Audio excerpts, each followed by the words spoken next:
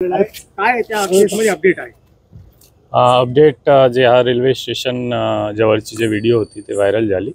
लगेच आमची टीमने रिस्पॉन्ड केला. जे पेट्रोलिंगमध्ये होती त्यांनी फर्स्ट रिस्पॉन्ड केला आणि मुलगी सुखस्वरूप लगेच सापडली होती आणि आरोपी पण आयडेंटिफाय झाला. एक आरोपी आम्ही ताब्यात पण घेतलेला आहे.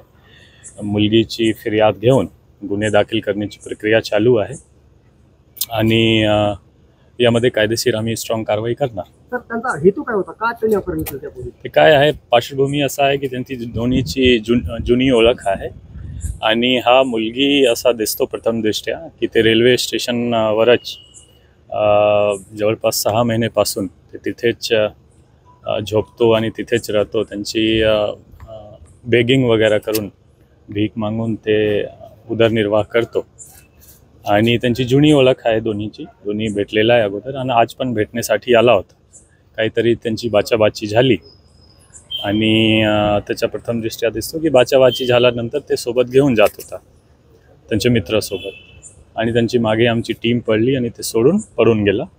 एक आरोपी आम्ही ताब्यात घेतलेला आहे, दुसरा पण आयडेंटिफाय आहे आणि यांच्यावर गुन्हे दाखल करून आपण कायदेशीर कारवाई केली. नाही, ते लगेच सापडली मुलगी. आमची टीम होती आणि दोन्हीची जुनी ओळख आहे आणि लगेच सापडली.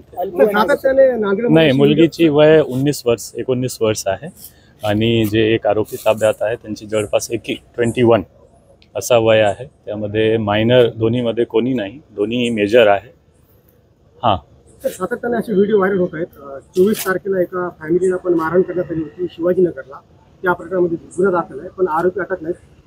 काय असतं सातत्याने नाही, असा तुम्ही किती सातत्याने बघितला ते इतके महिन्यानंतर असा एक इन्सिडेंट झालेला आहे. त्यांची दोन्हीची जुनी ओळख आहे आणि लगेच तुम्हाला हा पण एप्रिशिएट केला पाहिजे की लगेच टीमनं अटक करून मुलगीला पण रेस्क्यू केलेला आहे. मुलगा पण ताब्यात घेतलेला आहे आणि आयडेंटिफाय करून दुसरा मुलगासुद्धा ताब्यात आम्ही घेणार.